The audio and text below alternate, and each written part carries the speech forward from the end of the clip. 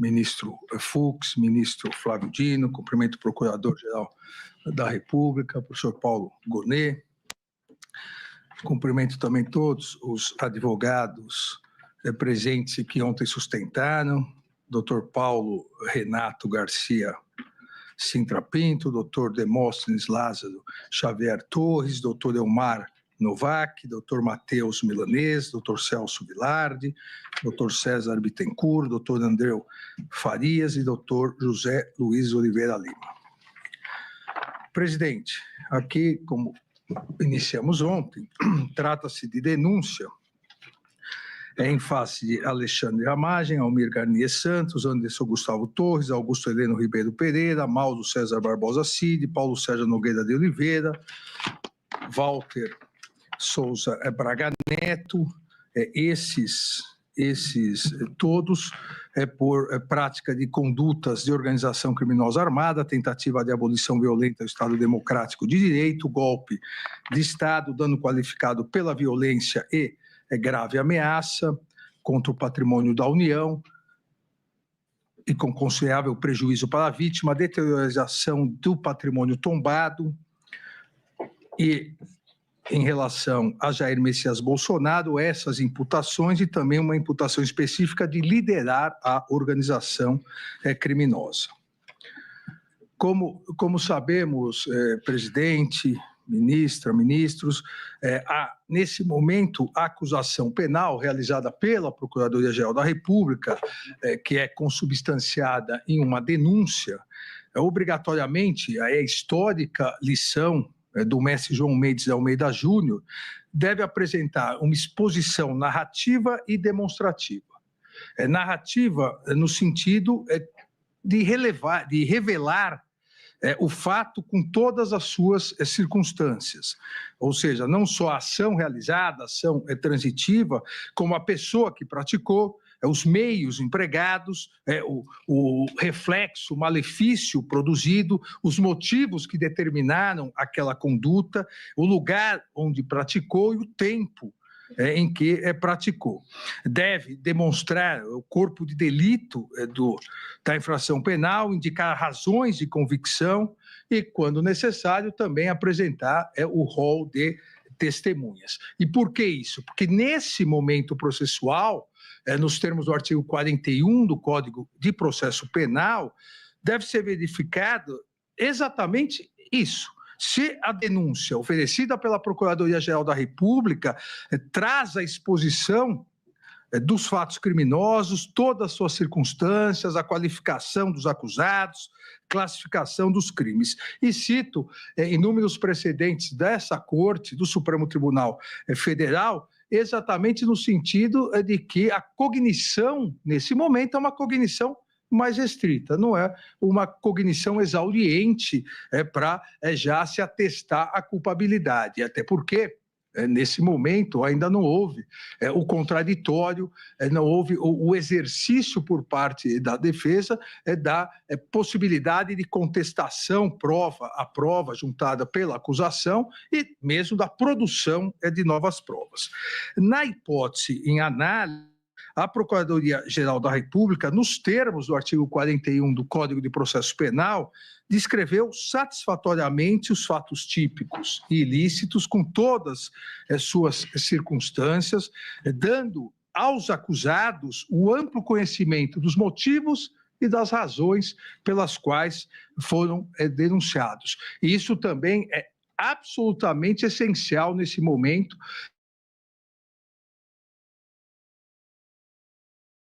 Procuradoria-Geral da República, da denúncia, possam saber exatamente dos fatos pelos quais estão sendo acusados, para que possam exercer o seu direito de defesa. E todos esses fatos, em relação aos 8 denunciados, estão colocados na denúncia, onde se coloca aqui alguns trechos, relembrando, que, abre aspas, a responsabilidade pelos atos lesivos à ordem democrática recai sobre organização criminosa liderada por Jair Messias Bolsonaro, baseada em projeto autoritário de poder, enraizada na própria estrutura do Estado e com forte influência de setores militares. a organização se desenvolveu em ordem hierárquica e com divisão das tarefas preponderantes entre seus integrantes. Jair Messias Bolsonaro, continua o Procurador-Geral da República, junto com Alexandre Rodrigues Ramagem, Almir Garnier Santos, Anderson Gustavo Torres, Augusto Heleno Ribeiro Pereira, Paulo Sérgio Nogueira de Oliveira e Walter Souza Braga Neto, integrantes do alto escalão do governo federal e das Forças Armadas, formaram um núcleo crucial da organização criminosa, mesmo tenha havido adesão em momento distinto. Deles partiram as principais decisões e ações de impacto social que serão narradas nessa denúncia.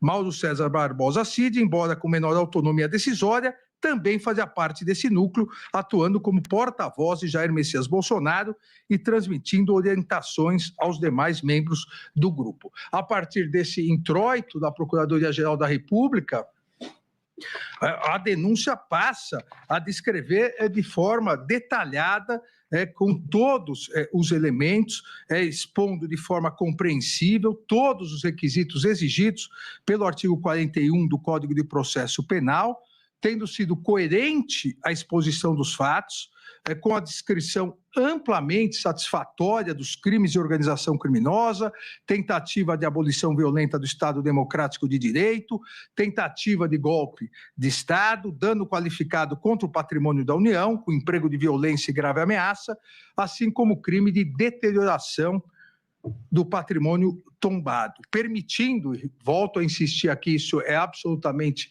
essencial, permitindo aos acusados a plena compreensão das imputações. A denúncia tem o tópico inicial da organização criminosa, a denúncia depois vem com os crimes contra as instituições democráticas, coloca, e a denúncia permite, assim, que os acusados possam se defender de todo o período, e ontem, em várias sustentações, e depois eu detalharei essas questões, em alguns casos, os advogados se referiram a um período, a outro período, exatamente porque a denúncia expôs todo o período. O Procurador-Geral da República coloca, abre aspas, a natureza estável e permanente da organização criminosa é evidente em sua ação progressiva e coordenada, que se iniciou em julho de 2021 e se estendeu até janeiro de 2023. As práticas da organização caracterizaram-se por uma série de atos dolosos ordenados à abolição do Estado Democrático de Direito e à deposição do governo legitimamente eleito. E, a partir daí, continua indicando todas as circunstâncias que, segundo a Procuradoria-Geral da República, caracterizam as elementares dos tipos penais imputados.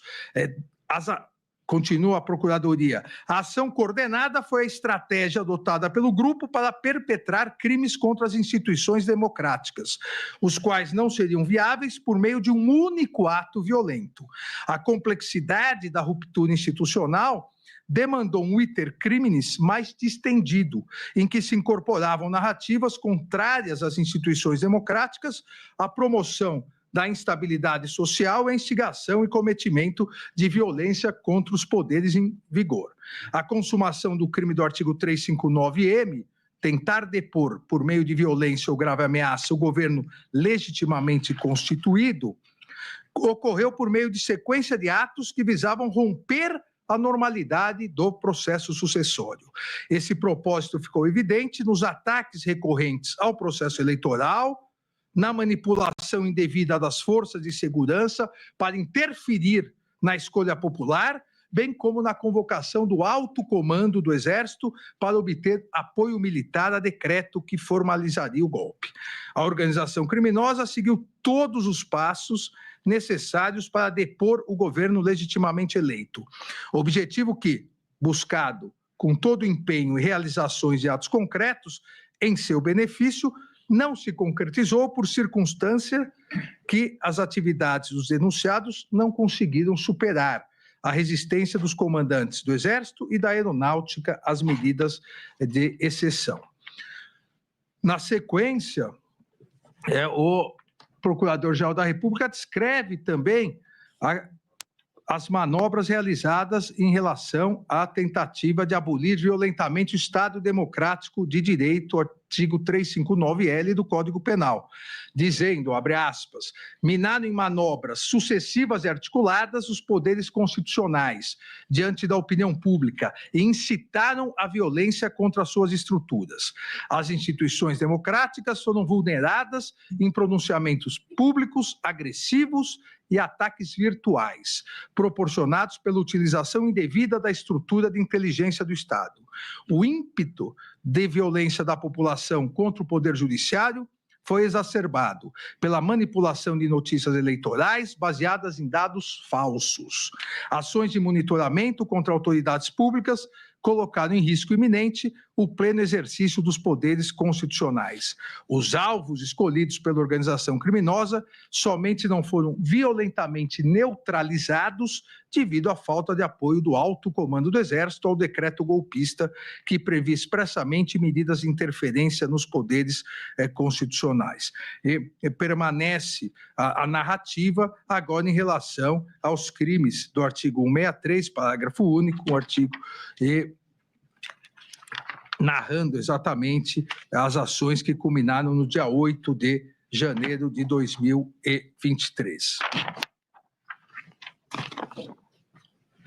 Dessa forma, e aqui é importante se destacar, o que a denúncia, o que se exige da denúncia, num primeiro momento, é a comprovação da materialidade dos delitos imputados aos denunciados. E a materialidade dos delitos já foi reconhecida por esse Supremo Tribunal Federal em 474 denúncias, que têm idêntica materialidade.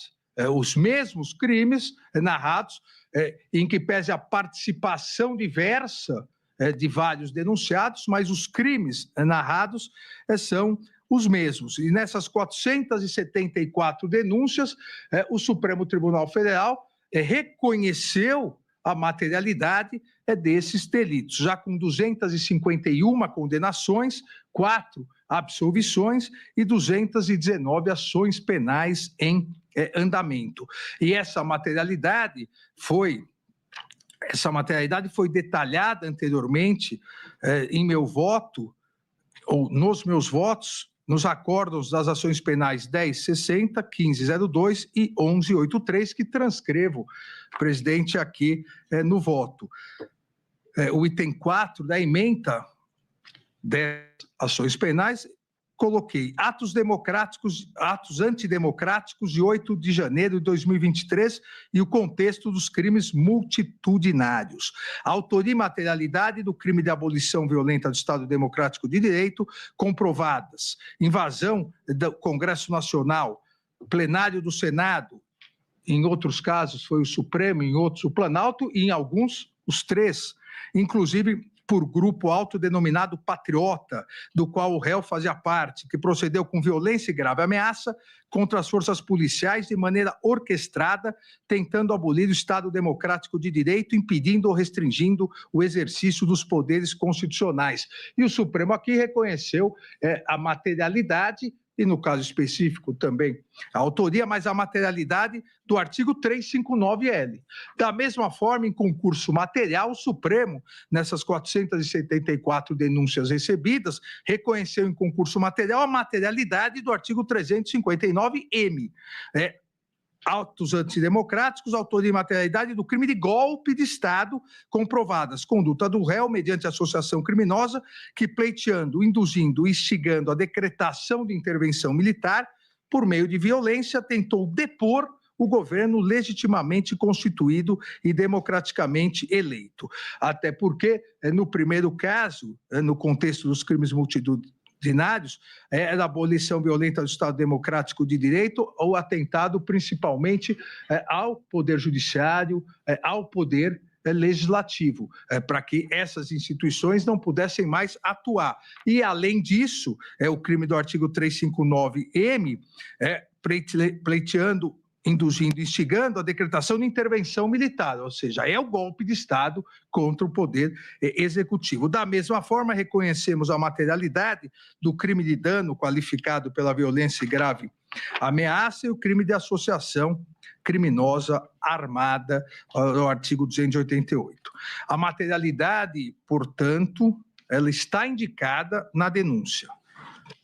No caso de análise, a Procuradoria-Geral da República imputou os crimes, apontou a materialidade. Ficou comprovado, e aqui, presidente, é sempre importante nós recordarmos que os crimes praticados no dia 8 de janeiro, em relação à sua materialidade, não estamos falando em autoria ainda, foram gravíssimos. E todas, na verdade, salvo uma sustentação oral, salvo duas, uma que não tocou no assunto e a outra que disse que foi uma manifestação não armada, todas as demais sustentações orais, independentemente de apresentarem suas defesas, negarem a autoria, todas as demais 6 reconheceram a gravidade dos fatos ocorridos no dia 8 de janeiro. E é muito importante, presidente, nós relembrarmos sempre, porque existe na ciência o que se chama viés de positividade.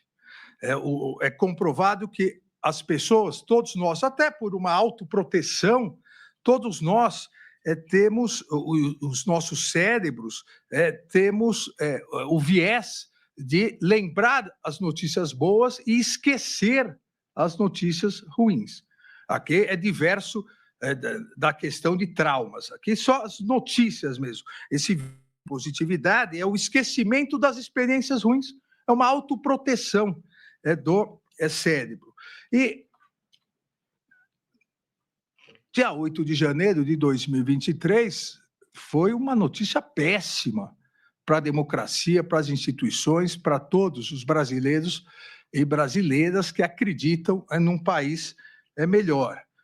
Mas esse viés de positividade faz com que nós, aos poucos, relativizemos isso e esqueçamos que não houve um domingo no parque, como eu salientei nas primeiras condenações. Não foi um passeio no parque.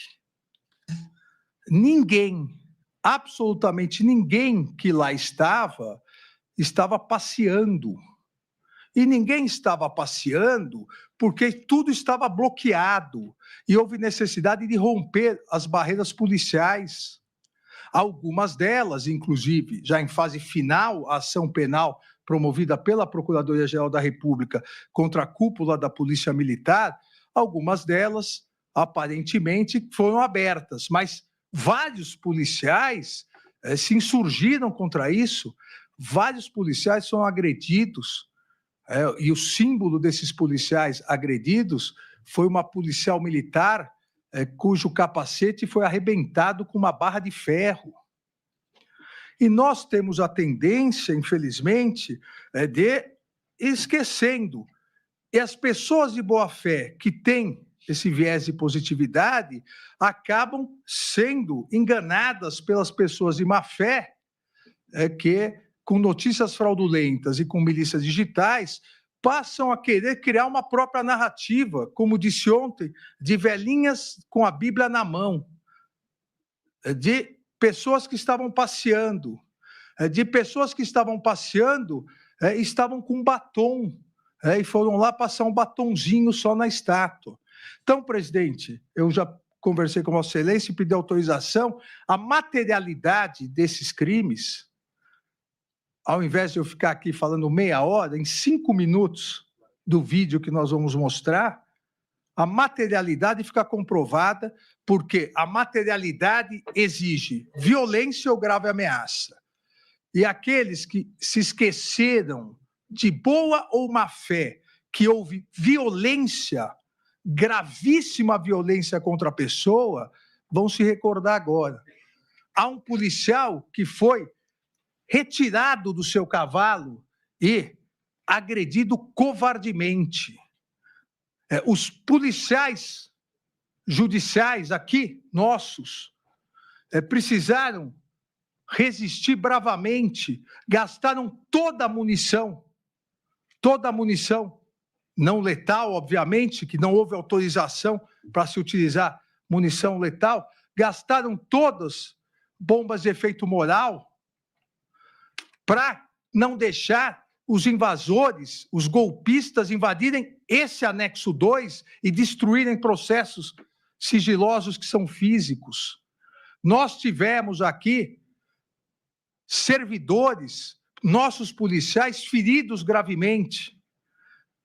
É um absurdo pessoas dizerem que não houve violência, não houve agressão, consequentemente não houve materialidade. Então eu peço, por favor, para que se coloque o vídeo de comprovação da materialidade dos delitos.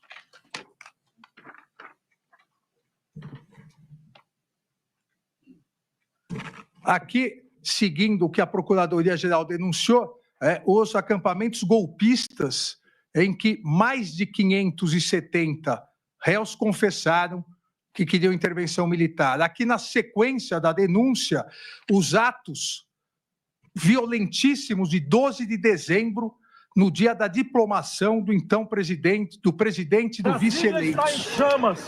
São quase uma dezena de automóveis pegando fogo. Se isso não é violência, né, o que seria uma violência? O absurdo de uma violência programada. Aqui, no dia véspera de Natal, a bomba, o caminhão-bomba, que colocaram uma bomba, se explodisse a bomba, centenas, se não milhares de pessoas morreriam. Vamos entrar e tomar o poder. E aqui, o dia 8 de janeiro. Isso não é violência?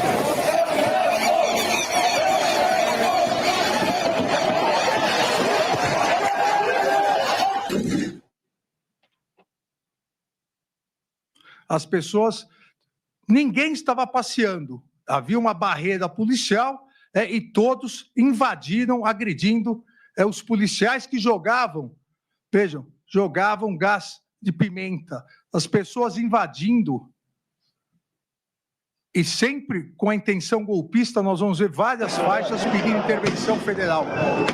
Uma verdadeira guerra campal. Bombas, helicóptero, jogando bombas de efeito moral, o policial agredido, tirado do seu cavalo e agredido covardemente.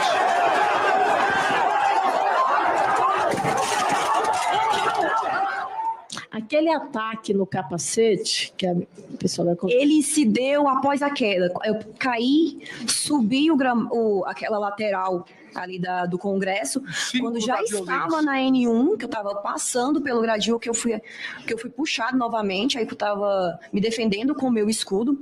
Nesse momento, eles estavam me arrastando pelo escudo. Eu resolvi soltar o escudo para que eu pudesse me defender melhor. Quando eu soltei o escudo, foi o momento que eu tomei um chute e fui jogada no chão. Aí, no momento que eu caí no chão, é que eu recebi o golpe com a barra de ferro na cabeça. Meu Deus. O Congresso Nacional,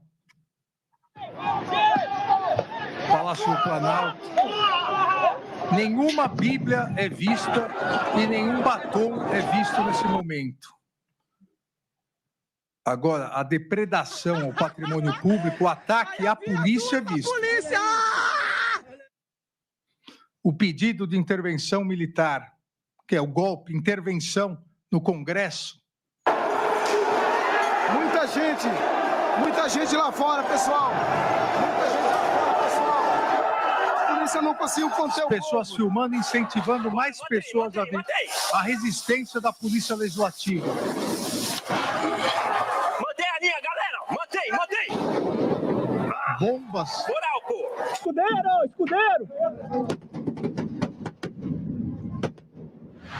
É bom lembrarmos que nós tivemos uma tentativa de golpe de Estado violentíssimo.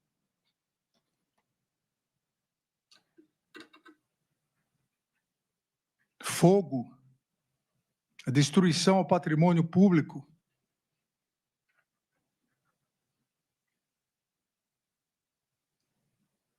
Dano qualificado.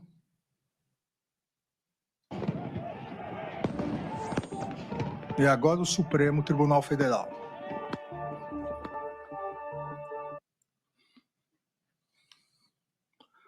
Uma violência selvagem, a incivilidade total, com pedido de intervenção militar de golpe de Estado. Que é a porra do STF, caralho. Que é a porra do STF. Quem manda aqui nessa porra? Tira o gás. Que é a porra do STF, caralho. Quem manda aqui?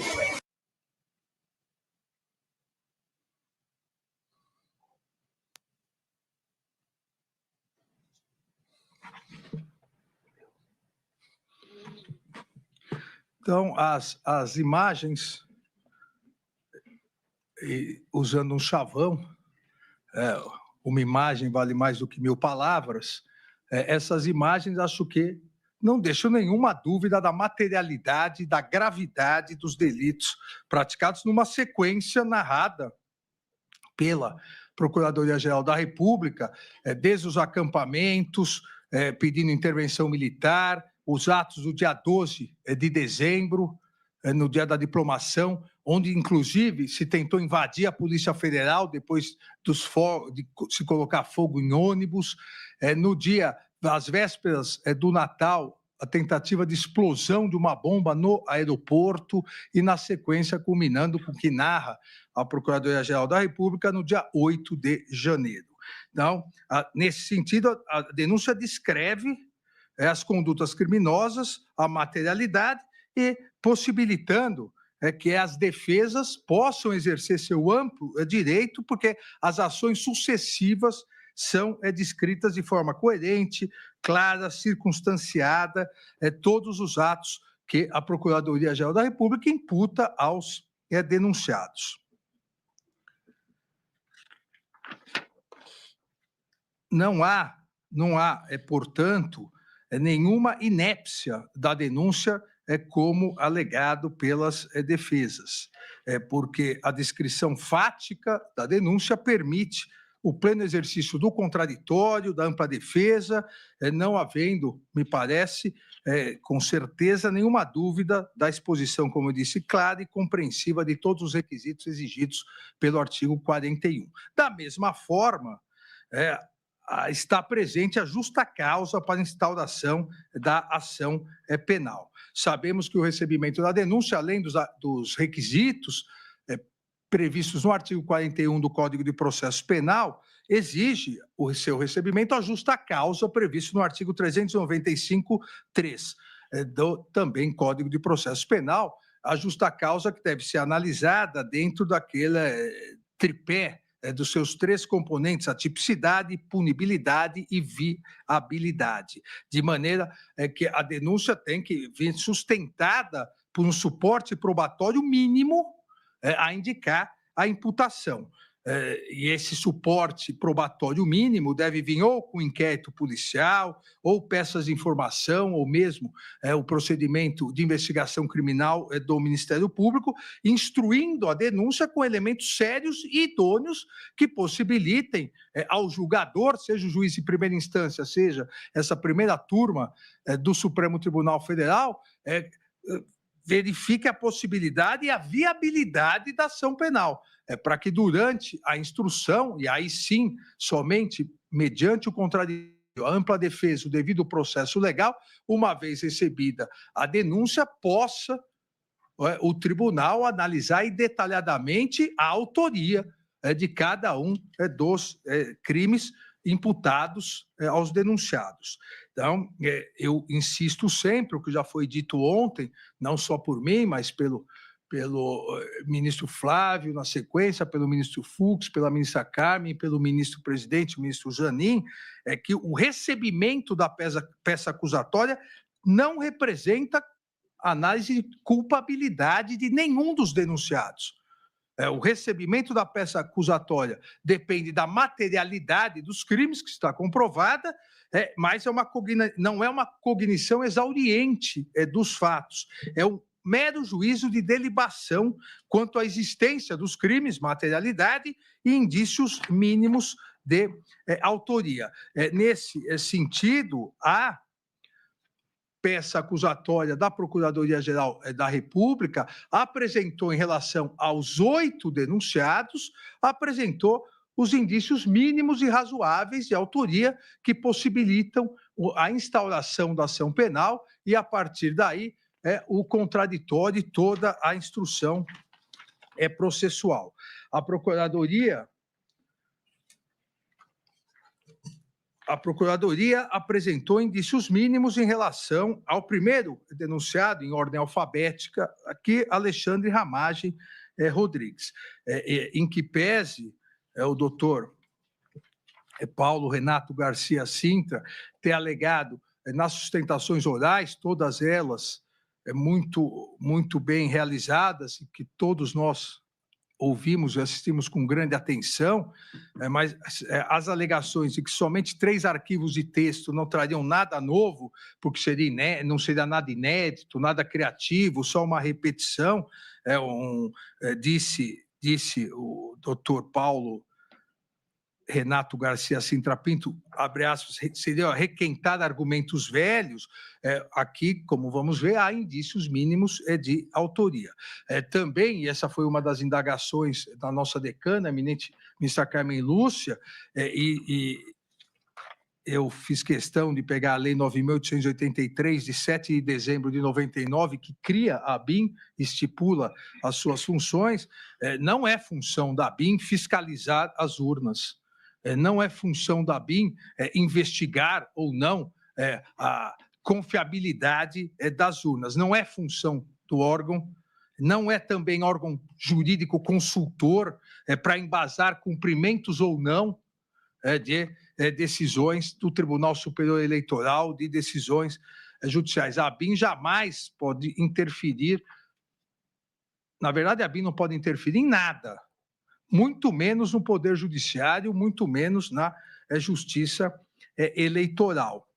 E aqui a Procuradoria-Geral da República detalhou a participação do acusado Alexandre Ramagem Rodrigues dentro dessa estrutura delitiva, apontando, como eu disse, indícios mínimos e razoáveis de autoria. Narra que, à época, era diretor-geral da ABIN, organizou e direcionou mensagens além de descrever a conduta dessa empreitada. Mensagens, e aqui é importante, orientou e produziu mensagens que passaram a ser difundidas em larga escala pelo denunciado Jair Messias Bolsonaro, em julho de 2021, e replicadas utilizando as denominadas milícias digitais nas redes sociais. A partir desse, como diz a Procuradoria-Geral da República, desse alinhamento ideológico, o denunciado Alexandre Ramagem há indícios que devem ser apurados durante a instrução processual penal, que foi um dos responsáveis pela estruturação de uma ação conjunta com a finalidade de preparar uma narrativa a ser difundida pelo ex-presidente da República contra as urnas eletrônicas. A denúncia ressalta ainda, apontando com provas, que o acusado tinha o hábito de documentar as orientações que repassava ao ex-presidente, tendo-se do possível identificar as demais ações da organização criminosa que precederam e prepararam um cenário para o plano de permanência do poder com a ruptura do Estado Democrático de Direito. E aqui, ministros, isso é muito importante, porque todo esse embasamento, que vou detalhar agora, todo esse embasamento probatório, com esses indícios fortes de autoria, todo esse arcabouço probatório foi produzido pela Polícia Federal de forma autônoma e independente em relação à colaboração premiada.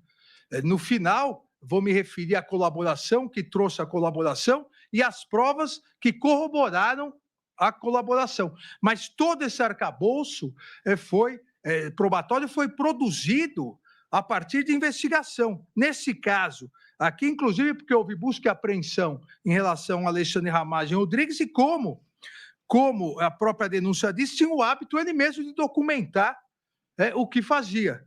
E aqui destaca-se o arquivo, que também, para facilitar, vou colocar no telão: Bom dia, presidente, o qual está ligado ao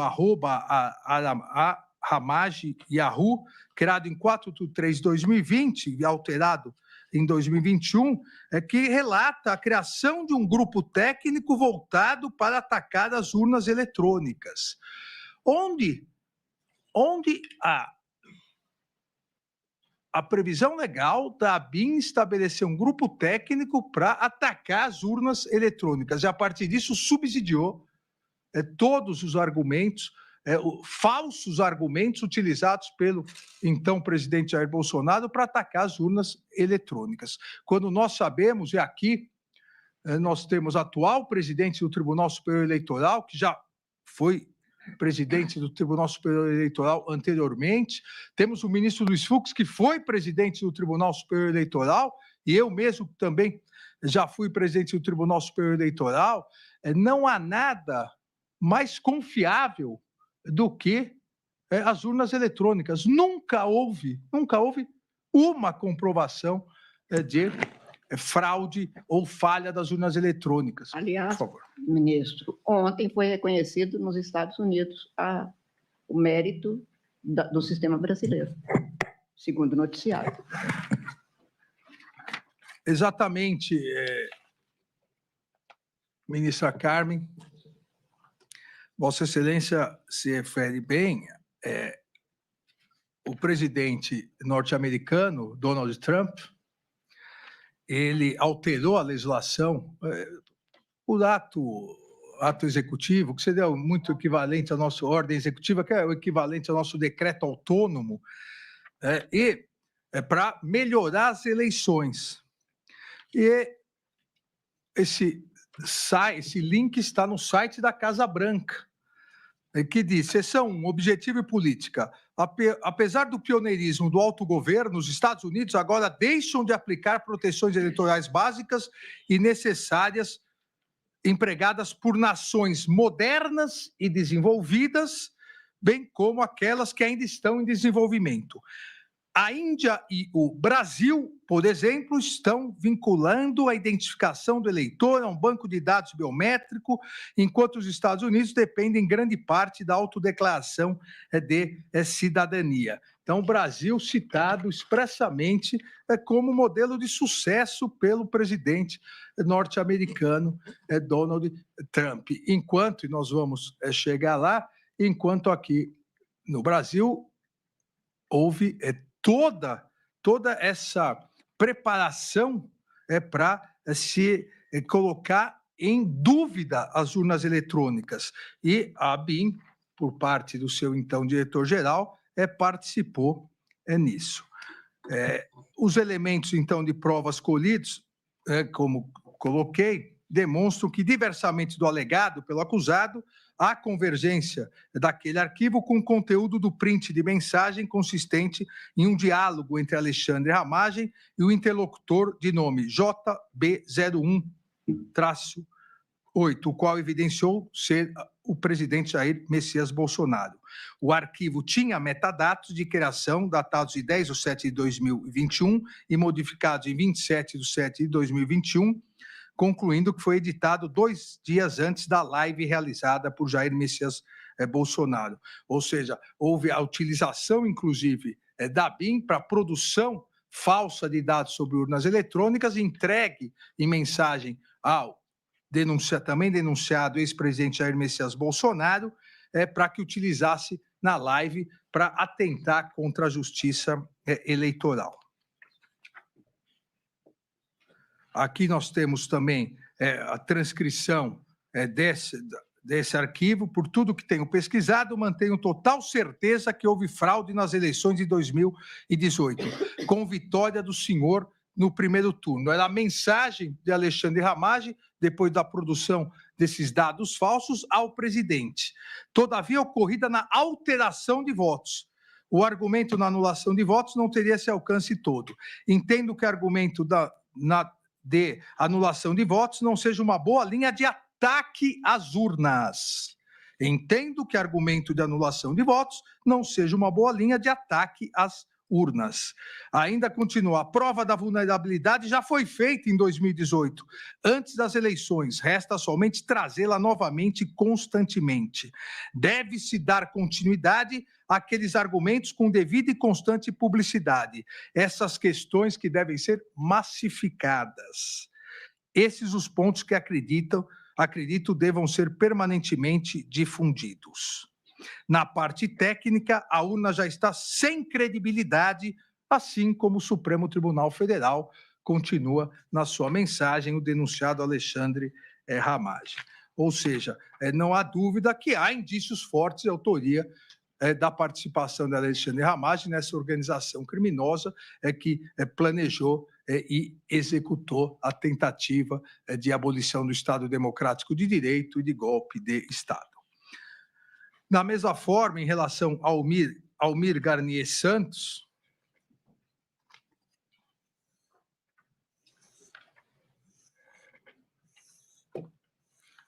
na sustentação oral,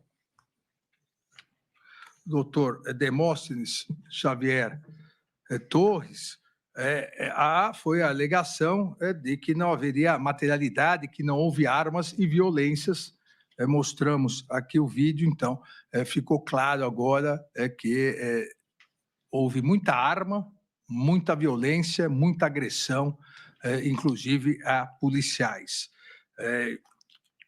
Também aqui se pretendeu, na sustentação oral, doutor Demóstenes, se pretendeu, eu diria, quase um chamamento à autoria.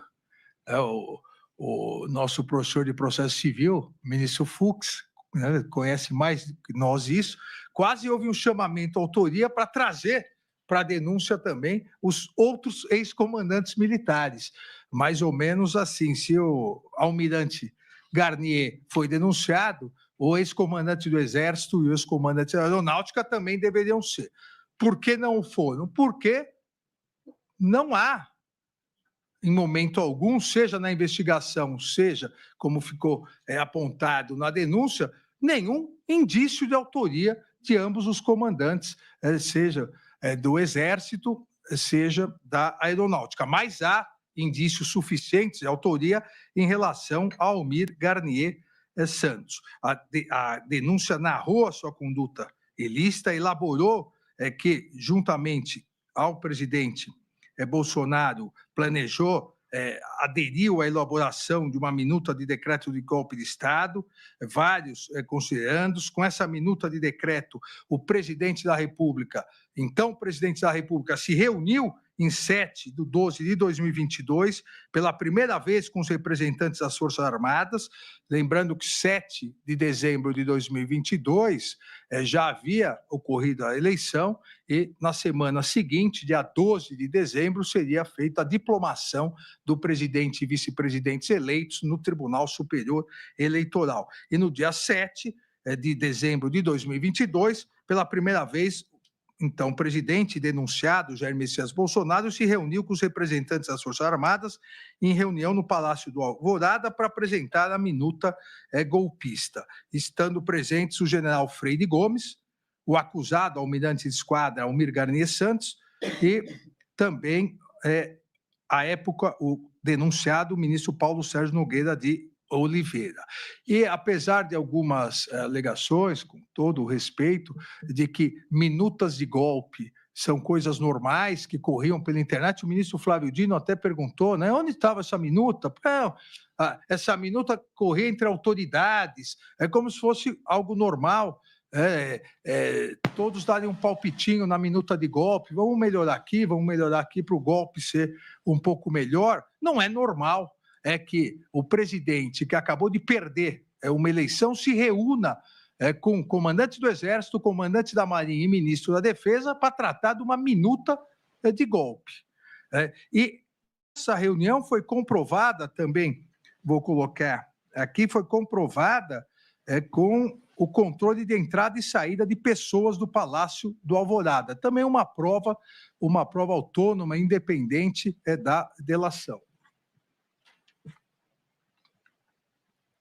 Aí, em vermelho, está o controle de entrada e saída de pessoas do Palácio Alvorada, dia 7/12, Paulo Sérgio, Freire Gomes e o almirante Garnier, que chegaram em horários muito próximos, entre 8h25 e 8h34, e saíram também em horários muito próximos, 12h20 e 12h23.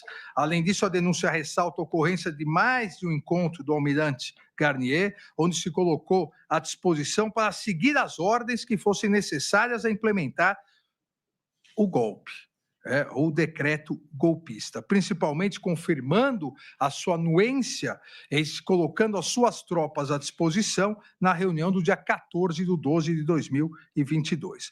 Demonstrou ainda a denúncia, indícios razoáveis de autoria de Almir Garnier e sua adesão, porque foi corroborado em razão de uma ofensiva de integrantes da organização criminosa contra o general Freire Gomes, então comandante do Exército, e o tenente brigadeiro Batista Júnior, comandante da Força Aérea, que, ao não aderirem, por ordem, inclusive, de um outro denunciado, o general Braga Neto, vários militares passaram a ofendê-los e as suas famílias nas redes sociais, utilizando o que virou praxe para essas milícias digitais, utilizando as redes sociais para constranger, para humilhar, para afetar não só as pessoas, o alvo específico, mas também todos os seus familiares.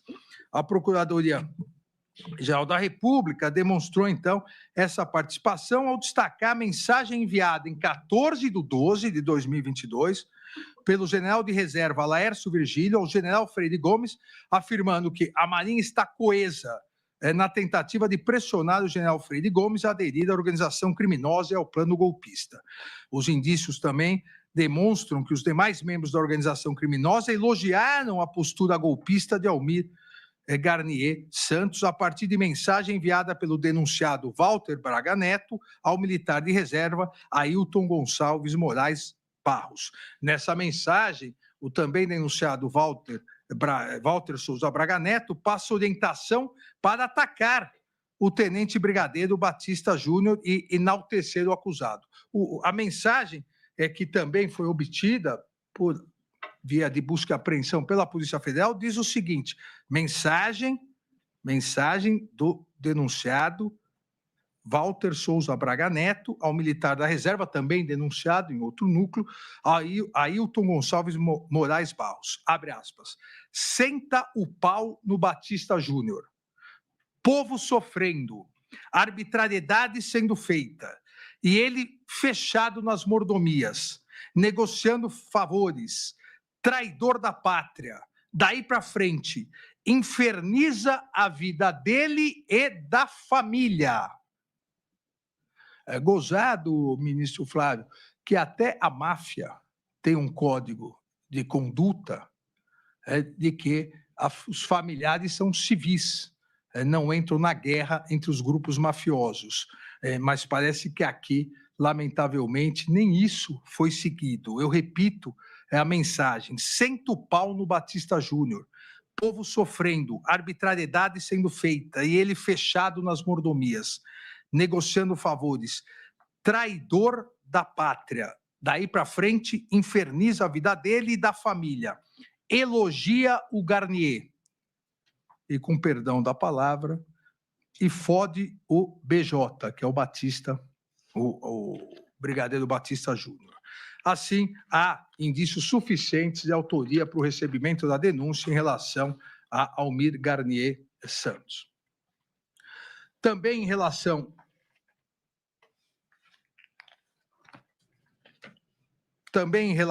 a Anderson Gustavo Torres, há indícios suficientes de autoria para o recebimento da denúncia. A sustentação feita pelo doutor Elmar Roberto Novak, assim como todas as demais, ouvi com extrema atenção, como todos os demais, fazendo as anotações, o eminente advogado disse que houve só uma leitura de um documento, a live, em poucos minutos, sem fazer juízo de valor, e que seria irrelevante. Nós sabemos, todos nós, e eu e o ministro Flávio Dino mais especificamente, porque fomos ministros da Justiça que nada que o ministro da Justiça faz ou fala publicamente é irrelevante, para o bem ou para o mal. A utilização do cargo para atacar instituições, para atacar a justiça eleitoral, para falar de urnas, nunca é irrelevante. Também, o doutor Elmar acaba atacando os depoimentos dos comandantes do Exército e da Marinha, que são até agora depoimentos que nenhuma prova em contrária foi feita, que são depoimentos falsos ou mentirosos. Aponta o que eu me referi antes, aponta que a minuta encontrada, uma minuta de golpe encontrada na casa do ministro da Justiça seria algo irrelevante, porque circulava entre todas as pessoas. Na verdade, e também aqui é importante colocar, que o doutor Elmar Novak coloca que o denunciado teria colaborado com a busca e apreensão, lembrando aqui que, decretada a prisão do denunciado Anderson Gustavo Torres, ele estava nos Estados Unidos e, quando voltou sem o seu celular. Então, não foi possível fazer a perícia necessária no seu celular para verificar a troca de mensagens. Então, a Procuradoria-Geral da República descreve a conduta destacando a sua atuação, detalhando a participação relevante do acusado, e aqui é muito importante, então, ministro da Justiça e, no momento do dia 8 de janeiro, secretário de Segurança Pública do Distrito Federal. Anderson Gustavo Torres participou da live realizada no dia 29/7/2021, em que o denunciado Jair Messias Bolsonaro inaugurou os ataques ao sistema eleitoral brasileiro em relação às próximas eleições, que seriam em 2022. Com referência, da mesma forma que já citei em relação ao denunciado Ramage, a campanha presidencial de 2018. A denúncia destaca que Anderson Gustavo Torres teve papel relevante na transmissão da live, inclusive na propagação de informações falsas sobre as urnas eletrônicas. Eu transcrevo aqui o que diz a denúncia e coloco lá no telão. Com licença, presidente, diz na live. Corroborando aí as informações e a questão do voto auditável, eu acho importante a gente trazer à tona alguns relatórios. O Tribunal Superior Eleitoral convidou a Polícia Federal para participar da análise do Código dos Sistemas Eleitorais das eleições desde o ano de 2016. A Polícia Federal foi convidada. Os peritos da Polícia Federal, e aí acho importante dizer que são aqueles especialistas responsáveis pelas análises criminais e de crimes cometidos, crimes cibernéticos, esses são profissionais. Os peritos emitiram algumas considerações e sugestões que eu acho importante a gente trazer aqui, nesse momento, para que a gente supere algumas dúvidas aí. Muito questionamento, muita coisa a respeito dessa questão das urnas eletrônicas. Presidente, então eu vou ler algumas coisas aqui, algumas sugestões. Por exemplo, ela diz aqui que um dos fundamentos do sistema de votação é que o mesmo seja auditável em todas as suas etapas. Sabendo a Polícia Federal e sabendo o então ministro da Justiça que sempre o sistema de votação foi auditável em todas as suas etapas. A totalização dos boletins de urna, volta a dizer o então ministro da Justiça, não é possível auditar de forma satisfatória. Mentira, fraude, notícia falsa. O processo não é possível auditar, o processo entre a votação do eleitor e a contabilização do voto no boletim de urna. Tudo feito de forma a desacreditar o sistema eleitoral brasileiro. Em depoimento prestado à Polícia Federal, em 26/8/2021, Anderson Gustavo Torres confessou que mentiu na transmissão da live, afirmando que não foi possível depreender do material que teve acesso a existência de fraude ou manipulação de voto. Isso está nos autos. A Procuradoria-Geral, então, narrou de forma precisa, apontando os elementos necessários, demonstrando, inclusive, a partir do relatório da análise da Polícia Judiciária, a participação do então ministro da Justiça numa reunião ministerial de 5 de julho de 2022. Todos se recordam dessa reunião ministerial gravada, importante que se diga, gravada pelo próprio presidente, que depois foi apreendida nos computadores por diligências da Polícia Federal, onde o então ministro da Justiça que participava da reunião diz, ou continua dizendo, porque já vinha falando isso, atentando contra as instituições. Abre aspas. Tem muitos aqui que eu não sei nem se tem estrutura para ouvir o que a gente está falando aqui. Com todo respeito a todos, mas eu queria começar por uma frase que o presidente colocou aqui, que eu acho muito verdadeira. É o exemplo da Bolívia. É o grande exemplo para todos nós. Senhores, todos vão ser... E aí, no português escorreito, fala um palavrão em reunião ministerial. Eu quero deixar bem claro isso, porque eu não estou dizendo o quê? Eu quero que cada um pense no que pode fazer previamente, porque todos vão ser... E aí, de novo, o português escorreito. Continua e fala, porque realmente é ameaçador o que está ocorrendo. Do lado de lá, ameaça e ameaça, ministro, direta de lá para cá, se mete que eu lhe prendo, se mete e caça o seu mandato, questione. Quer dizer, a gente não pode questionar, é o fim do mundo, senhores. Qualquer um aqui tem medo na hora de digitar a senha. Qualquer um, quem digita a senha do banco para transferir R$300 de uma conta para outra, não fica preocupado se essa senha está sendo hackeada?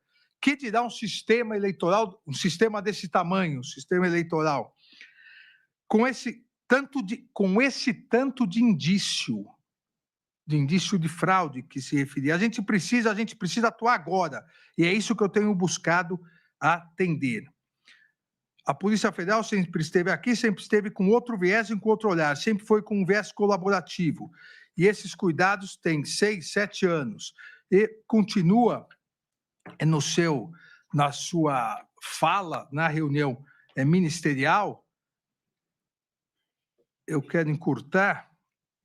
É claro que, da nossa parte, nós não vamos botar a arma na cabeça dos caras e falar, coloque aí, mas a gente vai fazendo. O outro lado joga muito pesado, senhores. Eu acho que tem que ter consciência disso. Mas estamos aí, presidente, desentranhando a velha relação. Desentranhando a velha relação do PT com o PCC.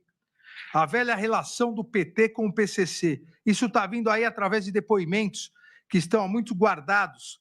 A ministra Carmen se recorda que, a partir dessa reunião, houve uma explosão de fake news atrelando o então candidato, hoje presidente da República, ao PCC, e houve representação no Tribunal Superior Eleitoral. O professor Paulo Gonero, o vice-procurador-geral eleitoral, também se recorda, e foi determinada a retirada, por unanimidade, dos 7 ministros do Tribunal Superior Eleitoral. E continua, essa é uma questão de urnas, inquérito, nós montamos um grupo lá, montou um grupo de policiais federais, a gente vai atuar de uma forma mais incisiva, já estamos atuando, mas eu acho que é importante cada um entender o momento dessas colocações, a gente realmente deve mostrar a nossa preocupação com o que está acontecendo no Brasil, com o futuro do Brasil. Esses depoimentos, na verdade, essa fala na reunião, com os outros indícios apontados pela Procuradoria-Geral, inclusive a live, mostram o exercício do cargo de ministro da Justiça para atuar claramente contra as instituições, em especial contra a Justiça Eleitoral e contra o livre exercício do que é cláusula pétrea no Brasil, previsto no artigo 60, parágrafo 4º, inciso 2º, voto direto, secreto, o voto direto, secreto, universal e periódico. A Procuradoria também narrou a participação delitiva do acusado, isso também foi gravíssimo, na interferência ilícita nas forças de segurança pública nas eleições de 2022. Demonstrando indícios razoáveis que Anderson Gustavo Torres teve papel central na concretização do plano, com o objetivo da realização de um policiamento direcionado no segundo turno das eleições por parte da Polícia Rodoviária Federal, que está dentro da estrutura hierarquicamente subordinada ao ministro da Justiça. houve um aumento substancial de reuniões e pedidos entre a acusada, também denunciada em outro núcleo, Marília Ferreira Alencar e Anderson Gustavo Torres. Marília Ferreira Alencar enviou mensagem em 13/10/2022, num grupo, entre aspas, em off, afirmando que o ex-ministro da Justiça, Anderson Gustavo Torres, tinha pressa nessa atuação houve um mapeamento por parte do Ministério da Justiça, um mapeamento de cidades, municípios, onde o candidato, o então candidato da oposição ao presidente Jair Bolsonaro, o candidato Luiz Inácio Lula da Silva, tinha tido mais votos no primeiro turno. Então, foi feito um mapeamento e aí tinha pressa na atuação para a Polícia Rodoviária Federal exercer esse controle. Isso todos se recordam também, a ministra Carmen estava comigo no Tribunal Superior Eleitoral, o professor Paulo Gonet também, no dia do segundo turno, onde foi necessária uma intervenção direta do Tribunal Superior Eleitoral, inclusive com ameaça de prisão em flagrante do então diretor-geral da Polícia Rodoviária Federal, se não cessasse imediatamente essa operação que estava impedindo os eleitores de terem acesso às urnas. Ainda o tenente brigadeiro Batista Júnior corroborou a participação central de Anderson Gustavo Torres com o intuito de executar o plano golpista da organização criminosa. No seu depoimento, o ex-comandante da Força Aérea Brasileira disse que Anderson Torres procurava pontuar aspectos jurídicos que dariam suporte às medidas de exceção. Que o papel do ministro Anderson Torres na ferida reunião foi de assessorar então o presidente em relação às medidas jurídicas que poderia adotar no cenário discutido. Verifica-se, portanto, que há aqui indícios razoáveis de autoria para o recebimento e justa causa total para o recebimento da denúncia. Da mesma forma, em relação a Augusto Heleno Ribeiro Pereira.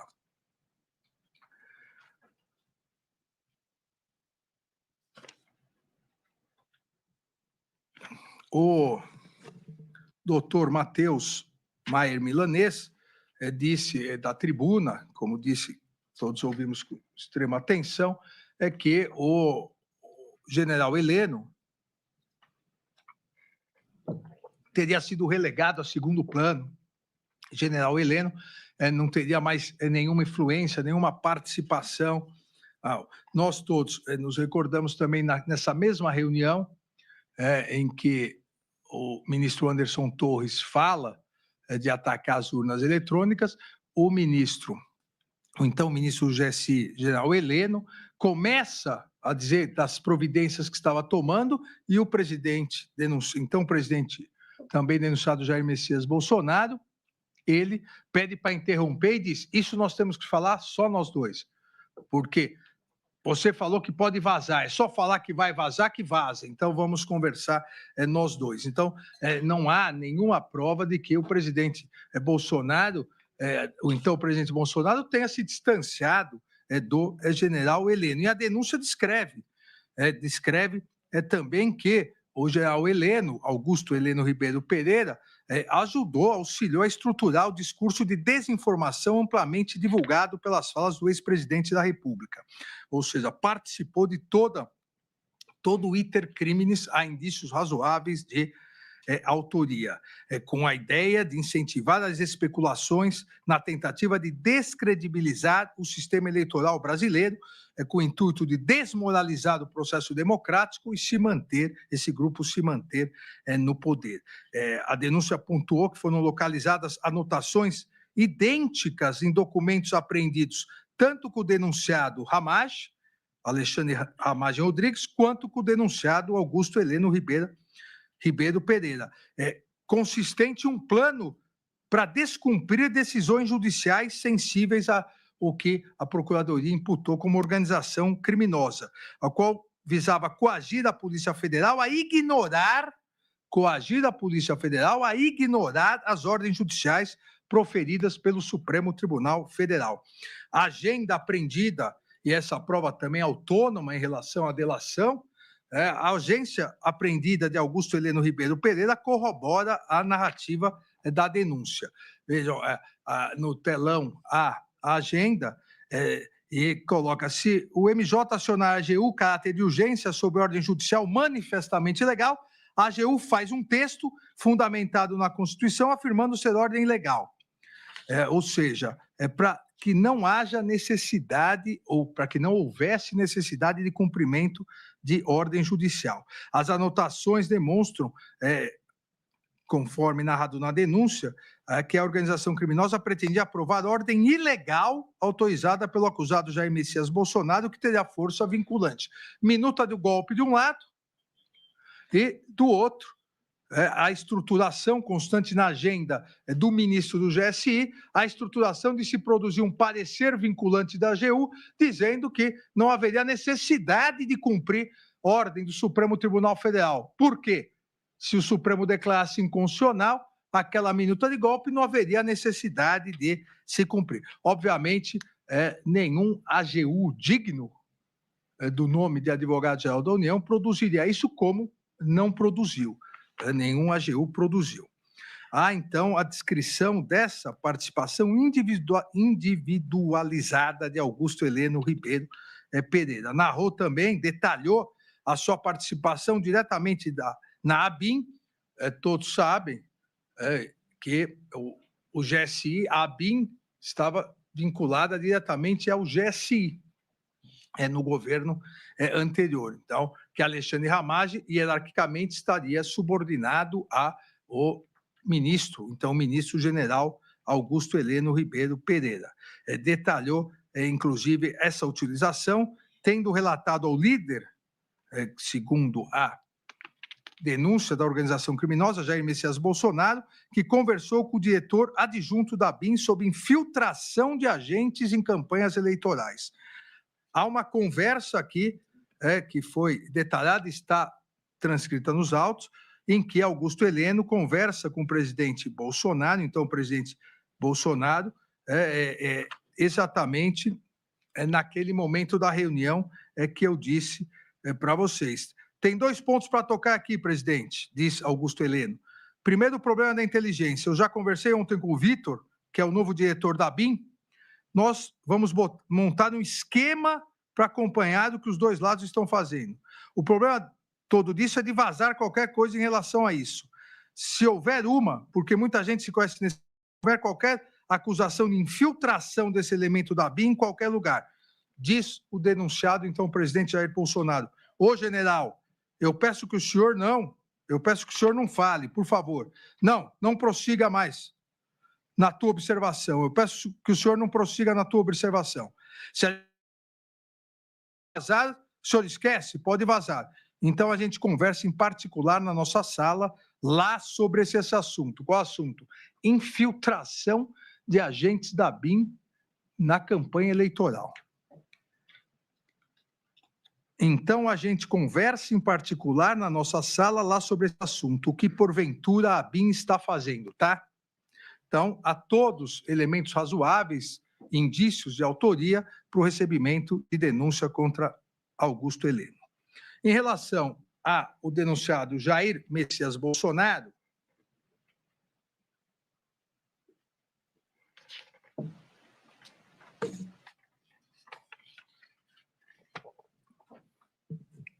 foi dito também da tribuna pelo doutor Celso Vilardi que não há provas que indiquem a participação do então presidente, que inclusive teria ele feito a ponte entre os então comandantes das forças com o novo governo na transição, e isso demonstraria que não haveria nenhum dolo, nenhuma intenção, nenhuma vontade consciente em praticar os crimes. Mas os autos, nesse momento de cognição de recebimento da denúncia, demonstram o contrário. Há indícios razoáveis de recebimento da denúncia da Procuradoria-Geral da República, que aponta Jair Messias Bolsonaro como líder da organização criminosa, demonstrando a participação do ex-presidente da República com os elementos de prova colhidos na investigação da Polícia Federal.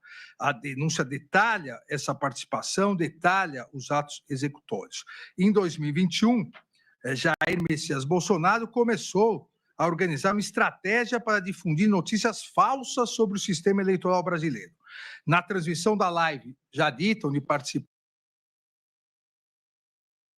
Torres, realizada em 29/7/2021, o denunciado atacou as urnas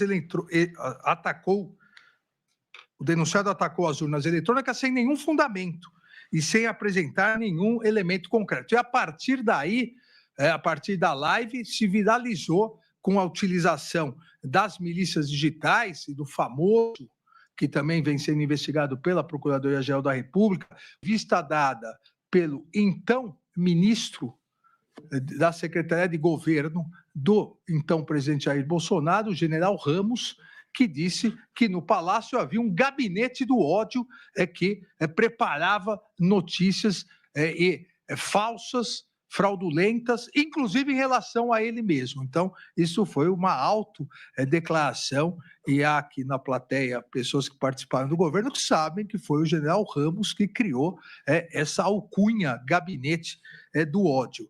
E a partir disso, as urnas eletrônicas começaram a ser atacadas e junto com elas, atacado o Tribunal Superior Eleitoral e o Supremo Tribunal Federal. Na própria live, o denunciado Jair Messias Bolsonaro incitou publicamente a intervenção das Forças Armadas. Depois de atacar as urnas eletrônicas, diz: o Exército Verde-Oliva é o Exército do Brasil. Também nunca faltou, quando a nação assim chamou, os homens das Forças Armadas. A história viveu momentos difíceis, mas a nossa liberdade foi preservada. Onde as Forças Armadas não acolheram o chamamento do povo, o povo perdeu a sua liberdade. O chamamento do povo.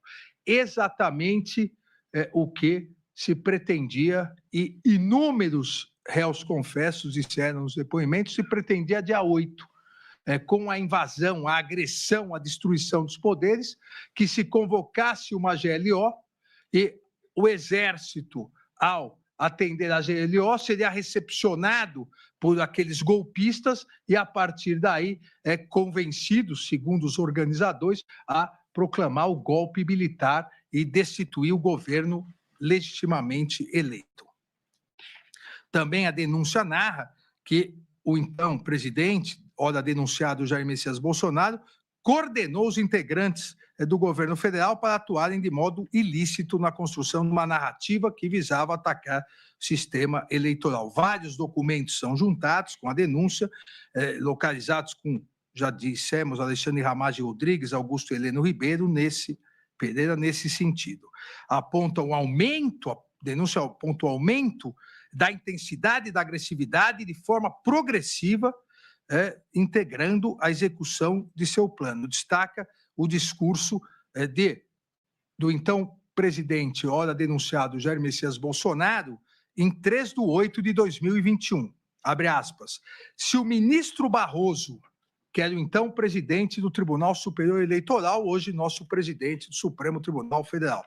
Abre aspas de novo. Se o ministro Barroso continuar sendo insensível, como parece que está sendo insensível, quer processo contra mim? Se o povo assim o desejar, porque devo lealdade ao povo brasileiro, uma concentração na Paulista para darmos um último recado, para aqueles que ousam açoitar a democracia. Repito, o último recado para que eles entendam o que está acontecendo. Passem a ouvir o povo. Eu estarei lá. Abre aspas. E a, entre aspas, insensibilidade atacada em relação ao ministro Barroso era a defesa da lisura das eleições, a defesa da lisura das urnas eletrônicas, hoje defendida até pelo governo norte-americano do presidente Donald Trump, e a defesa da justiça eleitoral. E por isso o denunciado disse, repito, uma concentração na Paulista para darmos um último recado para aqueles que ousam açoitar a democracia. Isso foi 3 de agosto de 2021. Em 7 de setembro de 2021, todos se recordam, na Avenida Paulista, que o então presidente Jair Bolsonaro, após algumas palavras carinhosas em relação à minha pessoa, disse que, a partir daquele momento, não cumpriria mais ordem judicial. E o ministro Luiz Fux, nosso presidente, então, do Supremo Tribunal Federal, se recorda que estavam incitando caminhoneiros a invadir o Supremo Tribunal Federal. O ministro Luiz Fux liderou uma das maiores operações de segurança no Supremo Tribunal Federal, passou dia 7 de setembro de 2021 dentro do Supremo Tribunal Federal, com a nossa Polícia Judiciária, com apoio da Polícia Militar, para evitar que se invadisse o Supremo Tribunal Federal. Então, a ameaça feita dia 3/8, de uma última... Um último recado foi cumprido, dia 7 de setembro, mas a resistência das instituições, e naquele momento personificada pela presidência do ministro Luiz Fux, a resistência democrática foi mais forte que o último recado dado àqueles que, abre aspas, ousam açoitar a democracia. Nesse contexto ainda, o ex-presidente, ora denunciado, Jair Messias Bolsonaro, afirmou expressamente, abre aspas, só saio preso morto ou com a vitória. Quero dizer aos canalhas que eu nunca serei preso, fecha aspas. O objetivo de permanência no poder e da utilização de todos os meios estatais para, de forma ilícita, permanecer no poder é corroborado, segundo a Procuradoria-Geral da República, pela utilização clandestina da ABIN. Determinou, inclusive, que os seus integrantes atuassem como central de contra-inteligência para produzir desinformação contra os seus opositores. Aqui, inclusive, foi apreendida uma agenda da Caixa Econômica que coloca exatamente isso. Também vou colocar aqui. A denúncia ainda detalha que Jair Messias Bolsonaro teria solicitado várias pesquisas cujo objeto envolvia o seu filho Renan Bolsonaro. Narra aqui as mensagens, ressaltou a organização também da reunião ministerial no dia 5/7, 2 dias antes do dia 7 de setembro, aí já de 2022, com a finalidade de cobrar a intensidade de ataque às urnas eletrônicas e ao processo eleitoral. Vejam, 2022, dia 5/7, em reunião ministerial, o denunciado Jair Messias Bolsonaro diz: daqui para frente quero que todo ministro fale o que eu vou falar aqui e vou mostrar. Se o ministro não quiser falar, ele vai vir falar para mim porque que ele não quer falar. Se apresentar onde estou errado, eu topo. Agora, se não tiver argumento para me mover do que eu vou mostrar, não vou querer papo com esse ministro. Está no lugar errado. Se está achando que eu vou ter 70% dos votos, vou ganhar como ganhei em 2018, vou provar, o cara está no lugar errado. O acusado ainda explicitou sua intenção golpista ao ressaltar aos ministros do Poder Executivo as etapas do plano criminoso. E aí também uma descrição. Por que os caras estão preparando tudo, pô? Por Lula ganhar no primeiro turno, na fraude? Vou mostrar como e por quê. Alguém acredita aqui em Fachin, Barroso, Alexandre de Moraes? Alguém acredita? Se acreditar, levanta o braço. Acredita que eles são pessoas isentas? Estão preocupados em fazer justiça, seguir a Constituição?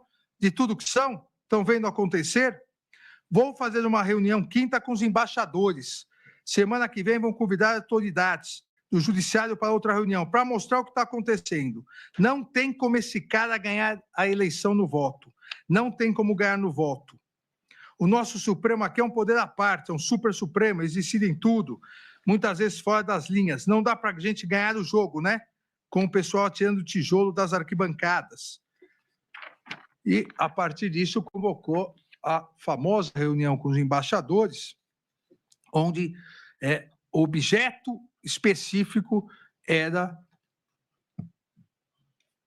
falar mal, plantar, divulgar notícias fraudulentas sobre as urnas eletrônicas. E essa reunião, utilizando com desvio de finalidade os bens e serviços públicos, essa reunião foi transmitida também em live e divulgada nas redes sociais como uma reunião onde o presidente e os embaixadores estavam discutindo que há fraudes nas eleições brasileiras. Todos se recordam que, em virtude dessa reunião, da utilização do desvio de finalidade, do ataque às urnas eletrônicas, do ataque ao sistema eleitoral e da difusão em massa de notícias fraudulentas contra o sistema eleitoral, o denunciado Jair Messias Bolsonaro foi condenado na ação de investigação judicial eleitoral pelo Tribunal Superior Eleitoral, foi condenado à inelegibilidade por 8 anos. Também aqui, presidente, e me excuso do tempo tomado, mas são 8 denunciados, já estamos quase terminando. A Procuradoria também demonstrou que o ex-presidente, denunciado, teve conhecimento sobre a conclusão do relatório de fiscalização do sistema eletrônico do primeiro turno das eleições de 2022. Todos se recordam que, a partir de um determinado momento, o então ministro da Defesa, denunciado também, General Paulo Sérgio, passou a comandar, no âmbito das Forças Armadas, uma comissão que tinha uma missão dada pelo então presidente Jair Messias Bolsonaro. Essa missão dada pelo então presidente Jair Bolsonaro era comprovar a fraude às urnas. Era a necessidade de comprovar que a eleição era fraudulenta.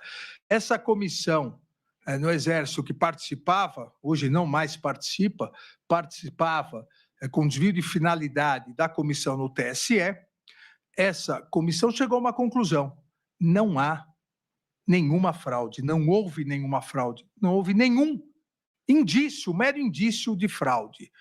O presidente Jair Bolsonaro proibiu, ou então ministro da Defesa, de apresentar essa conclusão ao Tribunal Superior Eleitoral. Determinou que fizesse uma outra conclusão. E aí foi feito de forma, com todo o respeito, ministro Fux, de forma patética, uma outra conclusão. Não há possibilidade de comprovar que algum dia não haverá fraude.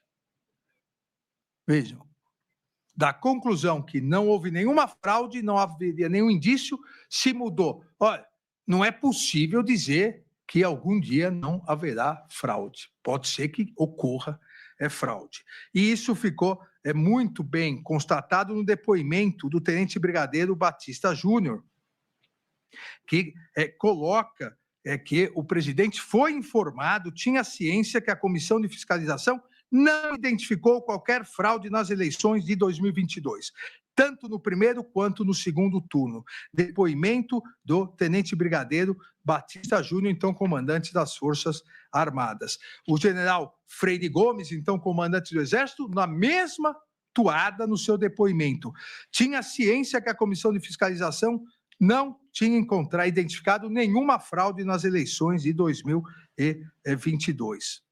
Então, fica claro aqui o iter criminis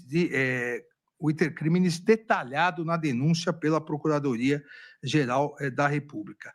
E aqui em seu depoimento, corroborando essas informações, o delator Mauro César Barbosa Cid coloca que, em relação um dos assuntos que mais insuflava a população contra a justiça eleitoral e o poder judiciário como um todo, dando aso aos radicais que queriam golpe de Estado, ou seja, em relação à existência de fraude nas urnas eletrônicas, o colaborador se recorda que a primeira conclusão da Comissão das Forças Armadas era pela inexistência de qualquer fraude no processo eleitoral e na utilização das urnas eletrônicas.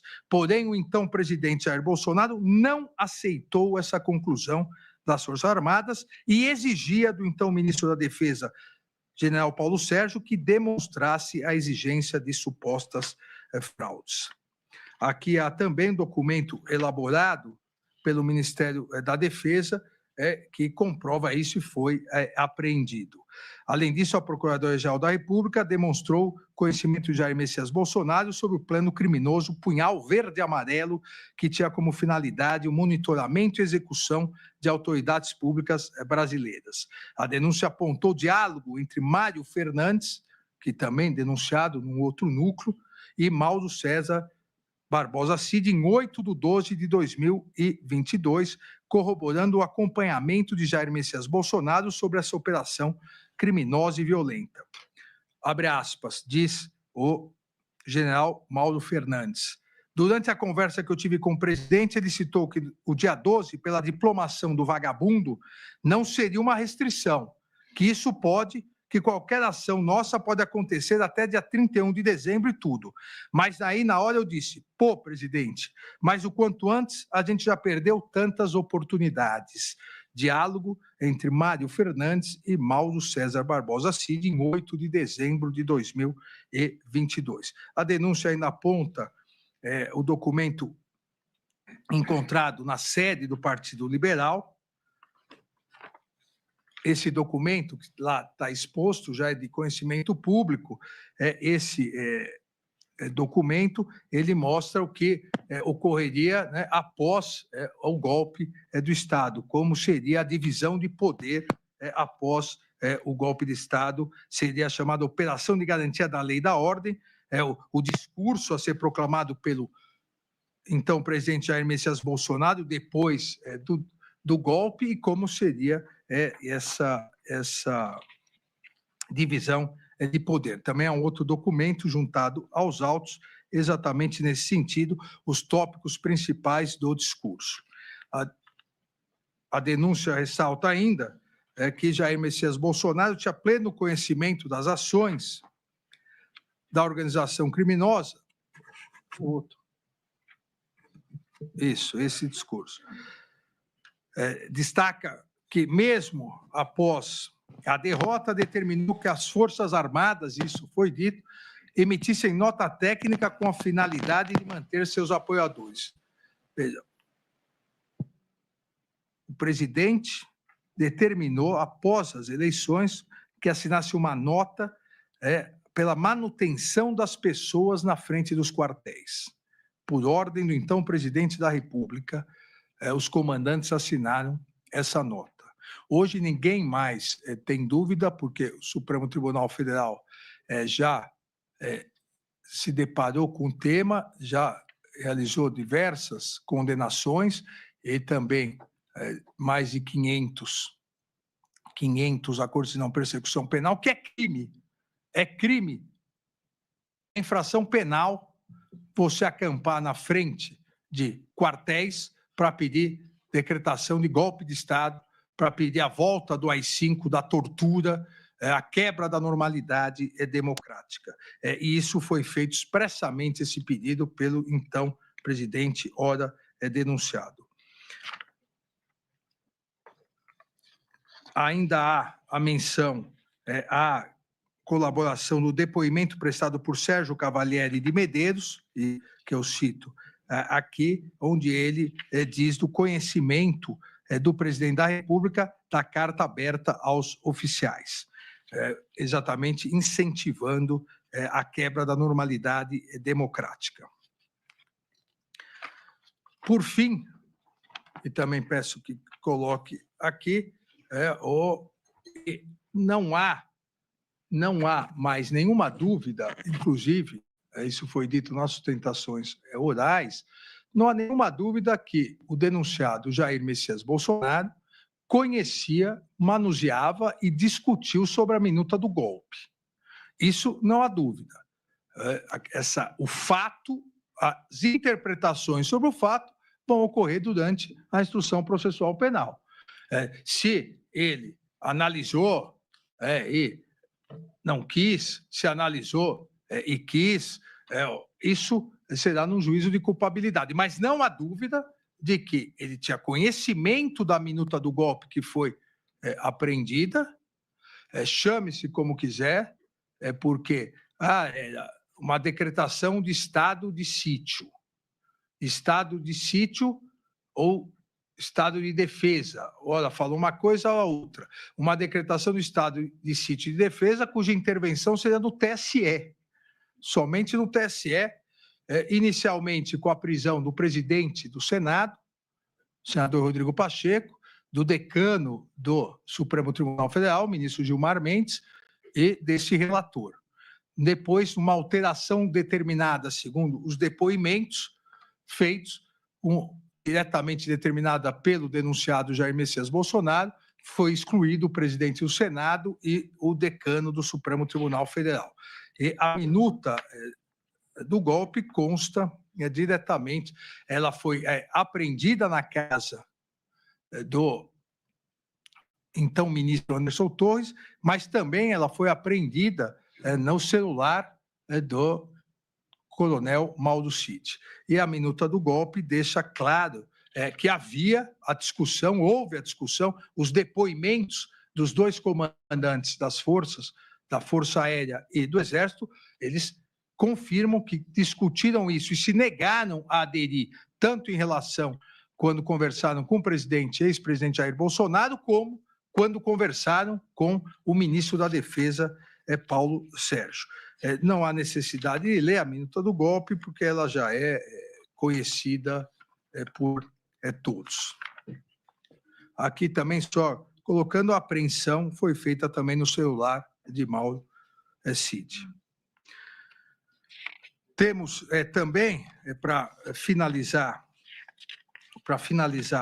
esse item, temos também os depoimentos de ambos os comandantes militares, que disseram que conversaram, e o único que aderiu ao golpe seria o também denunciado Garnier, então comandante da Marinha, e também que Jair Messias Bolsonaro tentou buscar apoio com outros integrantes do alto escalão do Exército, quando o general Freire Gomes afirmou explicitamente, depoimento dele, que o Exército não participaria na implementação desses institutos jurídicos visando reverter o processo eleitoral.